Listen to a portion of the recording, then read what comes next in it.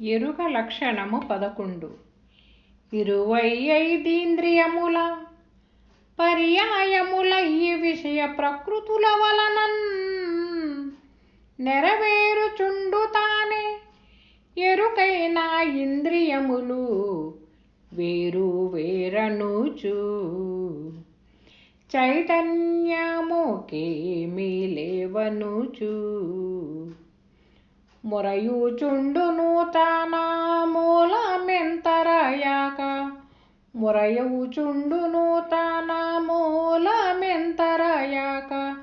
పరవస్తువని కంటే పాపలోపలి దాన్ని నెరుగుముర అస్థిరపు విశ్వము పరిపరి విధముల దోచటి ఎరుకని అది చూడు జననం బెత్తి స్థితి లయములకు కర్తై వేరు వేరనుచు చైతన్యముకేమీ లేదనుచు. ఇది శ్రీ నిజానంద పోలోజు వీరయాచార్య విరచిత్ ద్వయాత్మదోషరహిత పరమతత్వే ఎరుక లక్షణన్నామ చతుర్థధ్యాయః. జై నిజ గురుభ్యో నమ.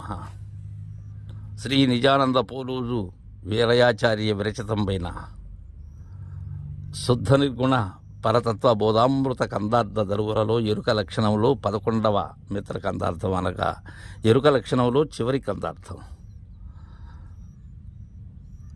ఎరుక యొక్క స్వస్థానాన్ని దర్శింపచేసి సర్వానికి కారణమైనటువంటి చైతన్యాన్ని ఎరిగింపచేసినటువంటి గురుదేవులు దీనిలో చెప్తున్నారు.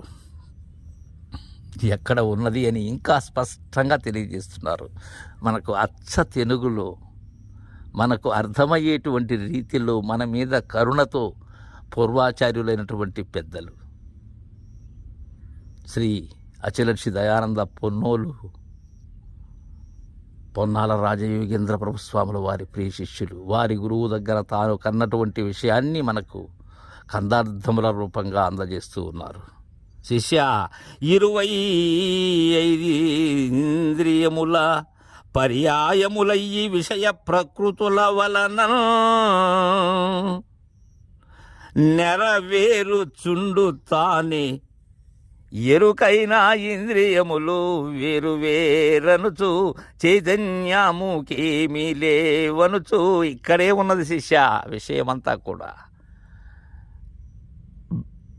ఈ సగుణ లేక నిర్గుణ బ్రహ్మమైనటువంటిది, అది సత్యమైనటువంటిది, స్వచ్ఛమైనటువంటిది, జగత్తు మాత్రము అసత్యమైనటువంటిది అనేటువంటి భావన ఉంటుంది నాయన. వేదసారమంతా ఇదే, జ్ఞాన మార్గమంతా ఇదే. దానికి దైవమని పేరు పెట్టాయి ఆ చైతన్యానికి. దానిలో ఆ లక్షణం ఉన్నది, చలాచలములుగా ఉన్న లక్షణం ఉన్నది దానిలో. అది దైవం ఎలా అవుతుంది? 25 ఇంద్రియములు పర్యాయములై ఈ 25 ఇంద్రియములు పంచవింశతి.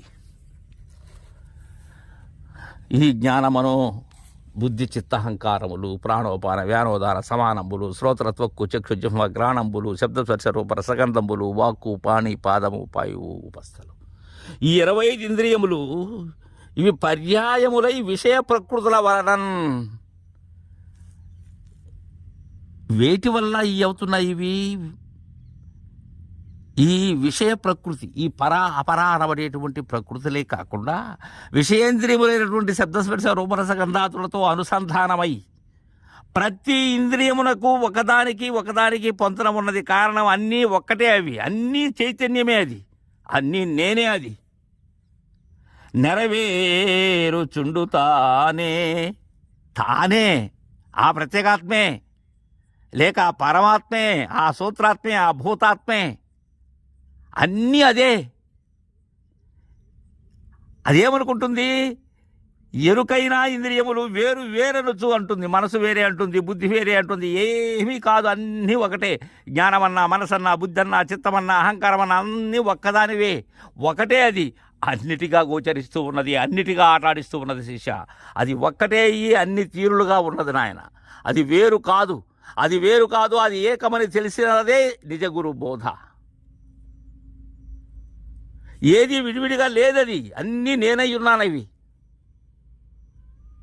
అయితే విచిత్రం ఏంటంటే చైతన్య సర్వరూపి అయినటువంటి చైతన్య సాక్షి ఏదైతే ఉన్నదో దానికి ఏమీ లేవు, అది నిర్మలమైనది అనేటువంటి భావన మిగిలినటువంటి సిద్ధాంతాలు.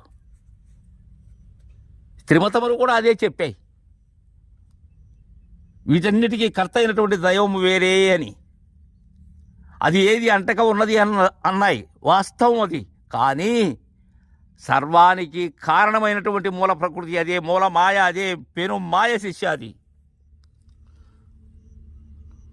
మొరయూచుండును తాన మూల మింతరాయాక పరవస్తువని కంటి పాపలోపలి దాన్ని.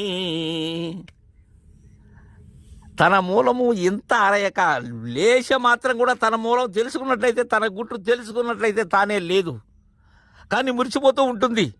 ఈ చైతన్యమైనటువంటి జ్ఞానము ఏదైతే ఉన్నదో అది ఆ ద్రష్ట. నేను శాశ్వతుడిని అంటుంది, నాకేమీ అంటదు అంటుంది.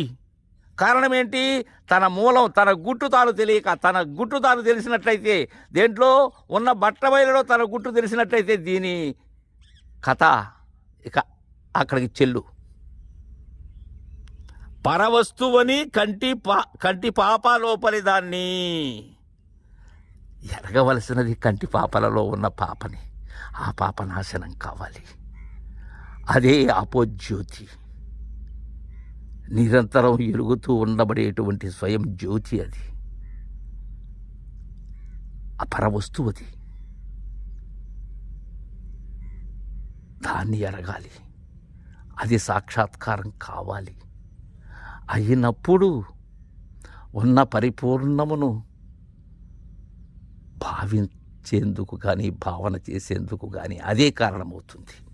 దాని ద్వారానే కుదరాలది, అది లేక కుదరదు.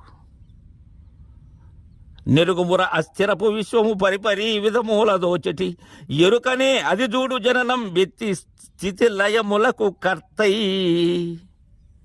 ఎరుగుముర అస్థిరపు విశ్వము స్థిరమైనటువంటిది కాదు. స్థిరమైనటువంటిది ఏంటి? స్థిరమగు పరిపూర్ణము అచల లక్షణంలోనే చెప్పుకున్నాం మనం. అది మార్పులు చెందనటువంటి స్థిరమైనటువంటిది. అది పరిపరి విధములుగా ఏది దోస్తూ ఉన్నది?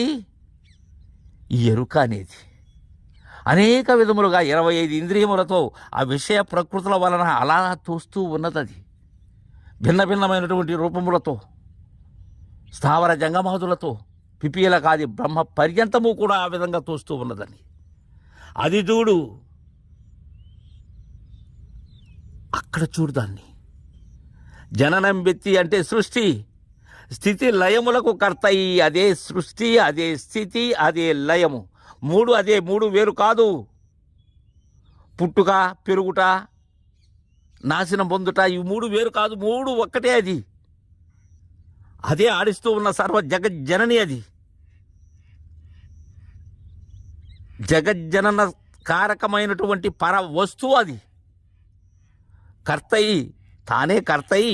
వేరు వేరనుచు చైతన్యము ఏమి లేవనుచు అనేటువంటి విధానాన్ని మనకు చక్కగా అందజేశారు ఎరుక లక్షణంలో. ఇది శ్రీ నిజానంద పోలోజు వీరయాచార్య విరచిత ద్వయాత్మ దోషరహిత పరమతత్వే ఎరుక లక్షణన్నామ చతుర్థాధ్యాయ.